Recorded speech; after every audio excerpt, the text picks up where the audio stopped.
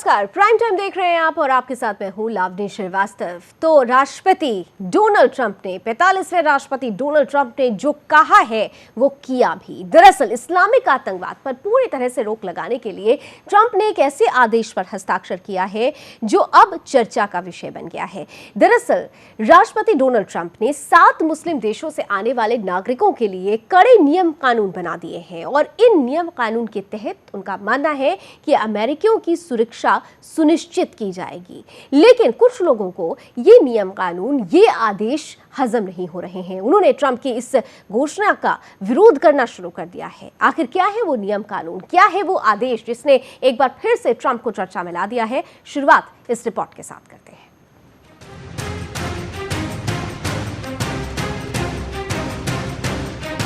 America के राष्ट्रपति Donald Trump ने चुनाव के दौरान किए गए अपने वादों में से एक को पूरा करते हुए 7 मुस्लिम देशों से आने वाले शरणार्थियों के आगमन पर कड़े नियम लागू कर दिए हैं। उनके इस कार्यकारी आदेश के बाद मुस्लिम शरणार्थियों को 90 दिनों तक वीजा जारी नहीं किया जाएगा।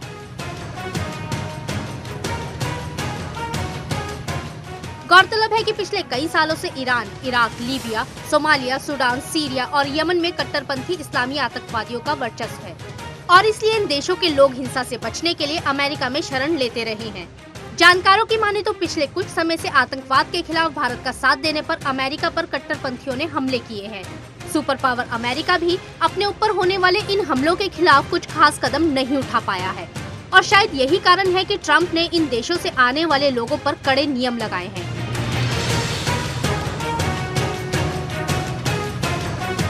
ट्रंप ने कहा कि वो कट्टरपंथी इस्लामी आतंकवादियों से अमेरिका को सुरक्षित कर रहे हैं। A few people had guns on their belt, on their shin, in their jacket.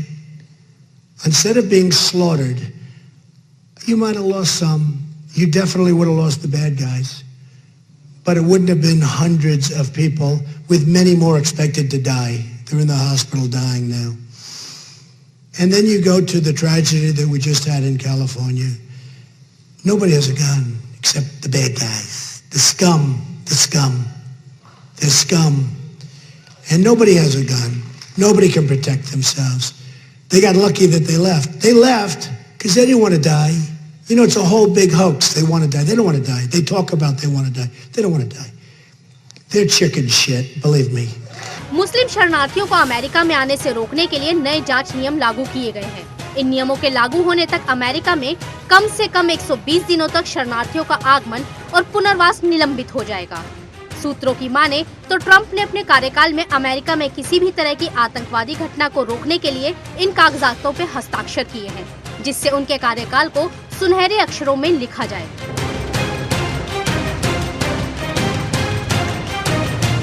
राष्ट्रपति ट्रंप ने कहा कि यह बड़ा कदम है। मैं इस्लामी आतंकवादियों को अमेरिका में घुसने से रोकना चाहता हूं। हम केवल उन्हें ही अपने देश में शरण देंगे जो हमारे देश से और हमारे लोगों से प्यार करें। अमेरिकी राष्ट्रपति इस बात का खास ध्यान रखना चाहते हैं कि जिसे शरणार्थी का दर्जा दिया जाए वो अमेरिका की सुरक्षा के लिए कोई खतरा पैदा नहीं करे। वहीं ट्रंप के इस आदेश का कई संगठन जमकर विरोध भी कर रहे हैं। सुनैना सिंह के साथ ब्यूरो रिपोर्ट, सुदर्शन न्यूज।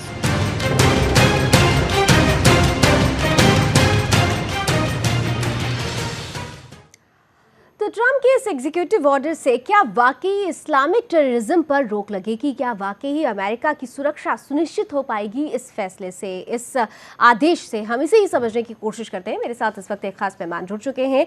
मेरे साथ इस वक्त पूर्व राजनायक जेके त्रिपाठी जी जुड़ रहे हैं। बहुत बहुत स्वागत है जेके साहब आपका सुदर्शन न्यूज़ में। और मेरा पहला और सीधा सवाल ये होगा कि जिस एग्जीक्यूटिव ऑर्डर पर आज उन्होंने साइन किया है, आपको लगता है कि क्या ये फैसला वाकई इस्लामिक आतंकवाद को रोकने में एक कारगर कदम होगा? देखिए, ये बहुत विचित्र सी बात है जो ट्रंप इतनी जल्दी ये काम कर रहे हैं। ये हमने माना कि अमेरिका को समस्याएं हुई हैं कई मुस्लिम कट्टरपंथी देशों से, लेकिन इसका मतलब ये नहीं कि सबको एक ही तराजू में तौल देना। मुझे ये अंदाज़ा था कि ट्रंप कि इलेक्शन की कैंपेन स्पीच अलग होगी और इलेक्शन के बाद की अलग होगी, क्योंकि थोड़ा सा हर व्यक्ति, हर नेता सोबर हो जाता है। लेकिन यहाँ हमने देखा कि ट्रम्प ठीक वही कर रहे हैं जो उन्होंने कहा था, और इसलिए मैं थोड़ा सा चिंतित जरूर हूँ, क्योंकि उन्होंने क्या किया है कि ऐसा नहीं है कि किसी भी कम्युनिटी, किसी जाति विशेष, किसी धर्म विशेष के लोगों को बाइकआउट करने से आपकी समस्याएं हल हो जाएंगी। अच्छे बुरे हर धर्म में होते हैं, हर समाज में होते हैं, हर राष्ट्र में होते हैं, हर देश में होते हैं, लेकिन आपके अंदर इतनी कुव्वत होनी चाहिए कि अच्छे और बुरे की पहचान करके, फर्क करके, तब उसके बाद अपने कदम उठाएं। लेकिन जेके त्रिपाठी जी, इस पूरे हमने प्रकरण में देखा है, हम बीते अगर इतिहास की बात करें तो लगातार हमने देखा कि अमेरिका ही नहीं, दुनिया के जितने भी मुल्क अगर सीधे तौर पर आतंकवाद से ग्रसित हैं तो कहीं ना कहीं से इस्लामिक टेररिज्म उसके पीछे एक आधार होता है। ट्रंप ने जब एक शुरुआत की थी उसी वक्त से वो बार बार क्लियर कह रहे थे कि मेरे लिए अमेरिका फर्स्ट है, अमेरिका फर्स्ट के लिए ज़रूरी है कि हम आतंकवाद से लड़ें और आतंकवाद का जो आधार है उसे खत्म करने के लिए अगर कठोर नियम बनाने की ज़रूरत भी पड़ी तो हम बनाएंगे। तो ये जो एक जी देखिए, इस्लामिक टेररिज्म है, ये बात सही है। इस्लामिक टेररिज्म से कई देशों को परेशानी है, कई देशों में हिंसा हुई है, लोगों की मौतें हुई, ये बात भी सही है। लेकिन इस्लामिक टेररिज्म को आप ये नहीं कह सकते कि पूरे का पूरा देश इस्लामिक टेररिज्म से फायदा उठा रहा है। एक देश में कुछ लोग ऐसे भी हो सकते हैं, अगर ज्यादा नहीं, जो कि आपको ये तो ऐसे है ना कि हाथ लगने से या चाकू हाथ में नहीं देना चाहिए, चाकू हाथ में देने से कट भी सकता है। तो उसके लिए ज्यादा एहतियात बरतना होगा और ज्यादा सावधानी बरतनी होगी कि ऐसा उपयोग किया जाए कि चाकू से हाथ न कटे। तो वो चीज अभी इनको थोड़ा सा और जांच परख के, थोड़े से और जो इनको सेफ गार्ड्स लगा करके तब करनी चाहिए थे, इतनी जल्दी में नहीं। मैं उनकी बात से सहमत हूँ, लेकिन ये कदम थोड़ा सा जल्दी में उठाया गया लग रहा है। चलिए, आप जल्दी में उठाया गया कदम इसे बता रहे हैं। सर, मैं आपके पास आऊं और मेरे साथ आपके पास आऊंगी। मैं इससे पहले एक और खास मेहमान हमारे साथ फोन लाइन पर जुड़ रहे हैं, जाने माने फॉरेन एक्सपर्ट महमूद आलम साहब जुड़ रहे हैं। आलम साहब, आपका भी बहुत बहुत स्वागत है। और मैं आपसे फर्स्ट कमेंट चाहूँगी कि जो फैसला ट्रंप की तरफ से लिया गया है, मुझे याद है कि कुछ दिन पहले हम लोग ऐसे ही एक डिबेट पे थे और आपने कहा था कि ज़रूरी नहीं है कि ट्रंप जो कह रहे हैं वो करके ही रहेंगे, अभी थोड़ा सा दुविधा है, लेकिन आज तो उन्होंने क्लियर कर दिया है कि जो कहा था वैसे ही करने वाले। कैसे लेते हैं आप इस एग्जीक्यूटिव ऑर्डर को? देखिए, ये जो 7 मुल्कों के लोगों पे जो उन्होंने पाबंदी लगाई है, तो सबसे पहले तो मैं ये कहना चाहूंगा कि मेरे हिसाब से तो ये जो 7 मुल्क पे जिन पे लगाई है, अगर आप आतंकवाद की जो भी घटनाएं उसमें देखिए, ये लोग तो इन्वॉल्व ही नहीं है। इन्वॉल्व जो है कंट्री वो हमारे पड़ोस में है। कहीं ना कहीं हर जगह जहां पर भी कोई टेररिज्म का घटना होती है वर्ल्ड में, उसके तार वहां से मिलते हैं जाके। तो उस पे तो आपने कुछ किया नहीं। दूसरे, मैं एक बात ये बताऊं, देखिए बहुत अच्छी बात है, आईएस जो है इंसानों का दुश्मन है, वो सबके लिए।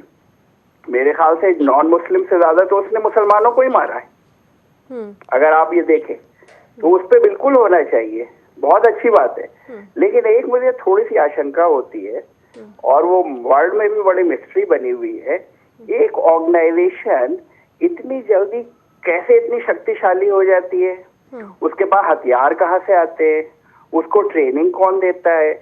उसका ऑयल कौन खरीदता है? तो इसका भी जवाब देना पड़ेगा ये वर्ल्ड पावर्स को। और जहां तक अमेरिका का ताल्लुक है, तो आप जानते ही बहुत अच्छे तरीके से अमेरिका के भी दोहरे मापदंड हैं।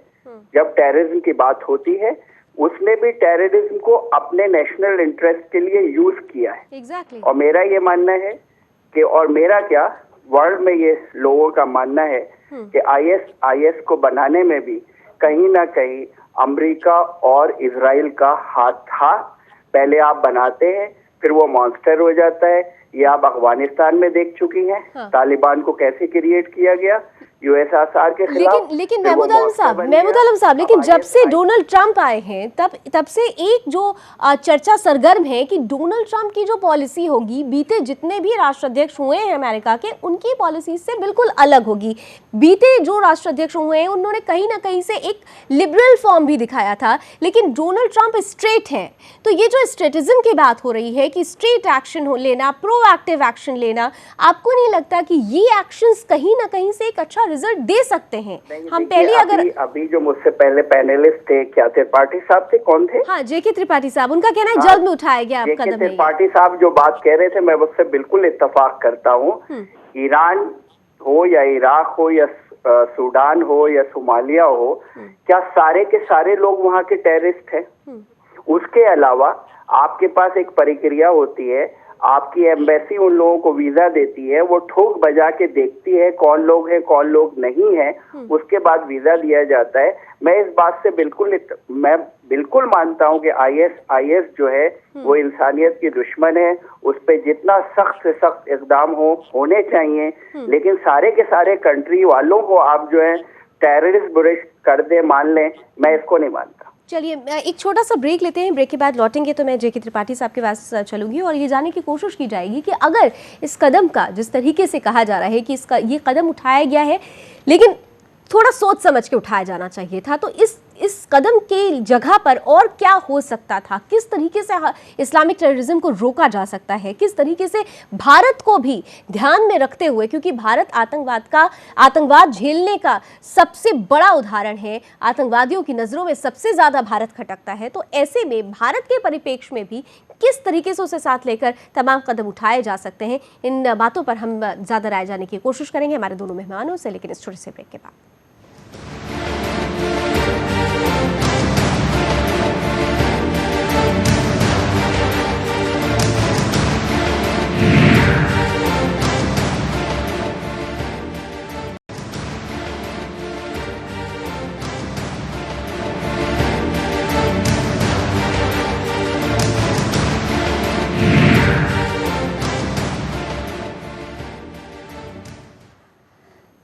राष्ट्रपति ट्रंप का एग्जीक्यूटिव ऑर्डर एक ऐसा ऑर्डर जो चर्चा का विषय बन चुका है, जिसमें खास तौर से 7 मुस्लिम देशों के नागरिकों के लिए कड़े नियम कानून बनाने की बात कही गई है। और ऐसे में सवाल ये उठ रहा है, जैसे हमारे दोनों पैनलिस्ट ये कह रहे हैं कि आप हर किसी को एक तराजू पर रखकर नहीं तौल सकते हैं। लेकिन मैं जेके त्रिपाठी साहब के पास चलना चाहती हूँ। सर, ज़रूर आपने कहा कि ये जल्दबाजी में उठाया गया एक स्टेप है और आप हर किसी को एक जैसे नहीं समझ सकते हैं, लेकिन जो एक तर्क दिया जा रहा है कि 9/11 के बाद से भी कई जो लोग पकड़े गए थे, जो टेररिस्ट थे, उनमें से बहुत सारे ऐसे लोग थे जो रिफ्यूजी बनकर यूएस पहुंचे थे, जो स्टूडेंट वीज़ा पर पहुंच गए थे, जो विजिटर वीज़ा पर पहुंच गए थे। तो ऐसे लोगों को फिल्टर करने के लिए क्या होना चाहिए? अगर कोई शरणार्थी बनकर वहां पहुंचता है और ऐसे आत्मघाती हमलों को अंजाम देता है, तो उनके लिए क्या है? देखिए, 2-3 चीजें मैं स्पष्ट करना चाहूँगा। पहली बात तो यह है कि मैंने इसलिए कहा ये जल्दबाजी में उठाया गया कदम है, क्योंकि इसके पहले जो और 2 घोषणाएं उन्होंने की, राष्ट्रपति ट्रंप ने जो और एग्जीक्यूटिव ऑर्डर्स पे हस्ताक्षर किए, यही लगता है उन्होंने टीपीपी से अलग होने की बात कर दी, जो ट्रेड प्रमोशन का गठबंधन था।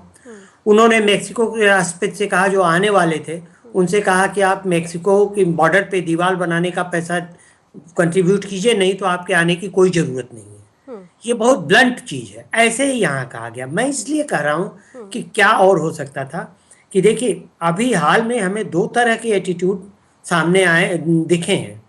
जर्मनी में जहाँ बड़े उदारता से लोगों को उन्होंने अपनाया रिफ्यूजीज को, और उन्हीं रिफ्यूजीज के आड़ में कई आतंकवादी भी घुस गए, उन्होंने जर्मनी में आतंकवादी घटनाएं की। दूसरी ओर ये एकदम दूसरे एक अतिवाद पे है, दूसरे एक्सट्रीम पे है कि एकदम से बंद कर दे रहे हैं सब कुछ। हमें ये नहीं भूलना चाहिए कि इस समय अमेरिकन वीज़ा मिलना सबसे ज़्यादा कठिन होता है। अमेरिकन वीज़ा मिलने का मतलब ये नहीं होता कि आप अमेरिका में एंट्री कर सकते हैं, क्योंकि बॉर्डर कंट्रोल आपको एयरपोर्ट या पोर्ट से वापस भेज सकता है। प्लस वहाँ पे वीज़ा लेने के लिए इतनी प्रक्रियाओं से गुजरना पड़ता है कि मैं ये नहीं मानता कि अमेरिका में ये प्रक्रियाएं फेल हो जाती हैं। पहले हुई होंगी, अब उन प्रक्रियाओं को आप कड़ा बनाइए और अंतर्राष्ट्रीय नियमों के मुताबिक, खासतौर से वियना कन्वेंशन के मुताबिक, किसी भी एम्बेसी को किसी भी दूसरे विदेशी को वीज़ा देने से इनकार करने का पूर्ण अधिकार है और कोई जरूरी नहीं है, वो बाध्य नहीं है कि उसका कारण बताएं। ये आपके हाथ में बहुत बड़ा हथियार है। आप चेक कीजिए, अगर वो व्यक्ति, अगर वीज़ा का आवेदक आपको किसी भी ढंग से लगता है कि वो खराब है, तो आप उसी वक्त उसको वीज़ा मना कर दीजिए। एक और तो आप ऐसे केसेस करते हैं, मैं आपको बताऊं, हमारे एक दोस्त थे मिस्टर खंडेलवाल, बाकायदे हिंदू, फ्रेंच कट दाढ़ी रखी हुई थी। न्यूयॉर्क में उनको एयरपोर्ट पे रोक लिया गया क्योंकि उनके नाम में खंडेलवाल था, KHAN। उन्होंने खान समझ के रोक लिया, 5 घंटे उनको वहां पर वो किया गया। नहीं, तो अब यहाँ पर अब ये एक विडंबना भी कहा जा सकता है, क्योंकि हम ये जो एक डर या रिस्ट्रिक्शंस कहा जा सकता है। मैं महमूद आलम साहब के पास जाती हूँ। जैसे कि JK त्रिपाठी जो एग्जाम्पल जो दे रहे थे महमूद साहब, हम बीते इतिहास को उठाकर देख लें कि जब कभी भी टेररिज्म की बात आई है, जो भी आतंकवादी घटनाएं हैं या जितने भी आतंकवादी संगठन हैं, वो इस्लाम के नाम पर ही आ जाते हैं। कोई भी अगर आप उठा के देख लें इतिहास, तो वो सीधे सीधे इस्लाम को, अब वो भले ही वो गलत तरीके से उसकी धारणा को पेश करते हो, लेकिन इस्लाम के नाम पर आ जाते हैं। और यही वजह है कि कई बार जो लोग बेकसूर भी होते हैं, वो भी कहते हैं ना, गेहूं के साथ घुन पिस जाता है, ऐसे हालात पैदा हो जाते हैं। देखिए, मैं तो अपने मुल्क की उदाहरण दूंगा कि देखिए, यहाँ पर भी टेररिस्ट अटैक हो रहे हैं, लेकिन हमारी गवर्नमेंट ने तो कभी नहीं सबको जो है एक कटघरे में खड़ा कर दिया मुस्लिम्स को। तो हमसे सीखें अमेरिका वाले, वो इस तरीके से किस तरीके से कर सकते हो। ये देखिए, इन सारी बातों से एक साफ बात झलक रही है कि ये शो करता है कि इनको कोई प्रियोर एक्सपीरियंस पॉलिटिक्स का है नहीं। ये इनका जो इनएक्सपीरियंस शो करता है। 2-3 बातें मैं आपको यहाँ पे बताना चाहूंगा। उन्होंने नेटो के लिए कह दिया ये आउटडेटेड हो चुका है।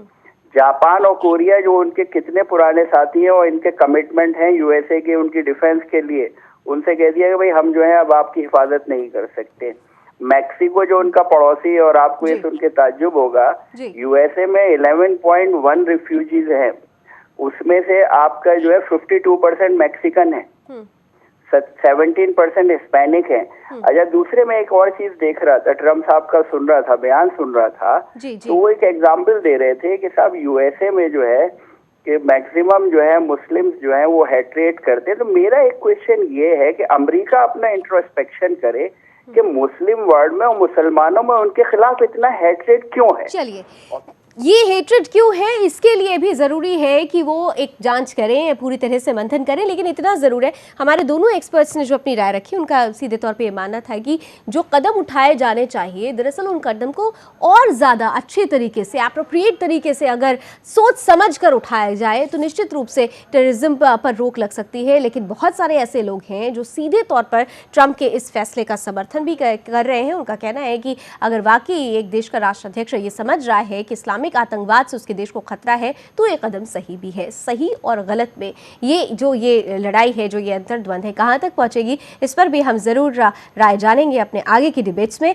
बहरहाल, आप दोनों मेहमानों का बहुत बहुत शुक्रिया हमारे साथ जुड़ने के लिए, अपनी महत्वपूर्ण राय हमारे बीच रखने के लिए। अभी बस इतना ही। देश दुनिया की तमाम खबरों के लिए आप जुड़े रहिए सुदर्शन न्यूज के साथ। जय हिंद।